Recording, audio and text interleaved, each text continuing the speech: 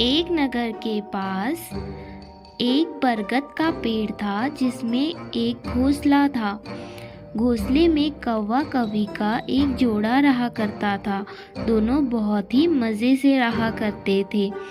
सुबह होते ही दोनों भोजन की तलाश में अपने घोंसले से बाहर चले जाया करते थे और शाम होते ही दोनों घोंसले की ओर वापस आते थे और आराम किया करते थे।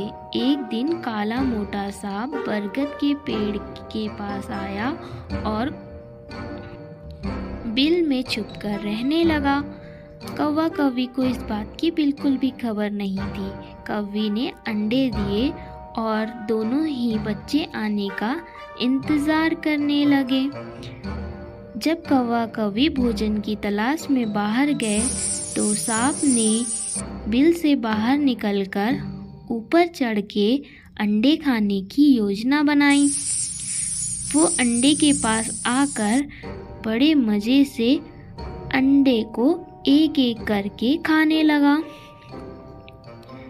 उसे बहुत ही मज़ा आ रहा था अंडे खाने में। उसके बाद सांप वापस बिल में जाकर आराम करके सोने लगा। जब कौवा कौवी वापस आए तो उन्होंने देखा कि अंडे तो गायब हैं। वे बहुत दुखी हुए। कौवी ने फिर अंडे दिए। सांप उन्हें आकर फिर से खा गया।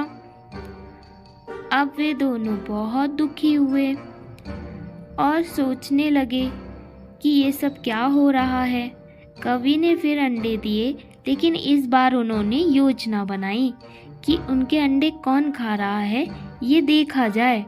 दोनों एक दिन घोंसले से बाहर निकले और उसके बाद दोनों एक दूर पेड़ पर जाकर बैठकर अपने घोंसले की ओर देखने लगे।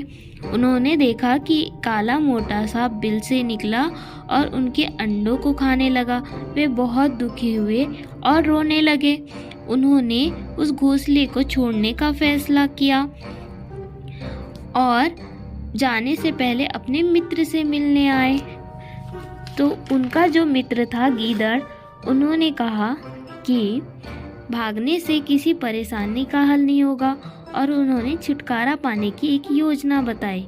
योजना के अनुसार कौवा कौवी एक सरोवर के पास पहुँचे जहाँ पर राजकुमारी अपनी सहेलियों के साथ स्नान कर रही थी। उन्होंने राजकुमारी का हार उठाया और राजकुमारी चिल्लाने लगी। सैनिक भी कौवे का पीछा करने लगे और बरगद के पेड़ के पास पहुंच गए। कौवे ने बिल में हार डाला और हार सांप के ऊपर जा गिरा। सांप गुस्से में बाहर आया और सैनिक सांप को देखकर उसे मारने लगे और मारते हुए सांप मर गया और कौवा कौवी फिर से अच्छे से रहने लगे।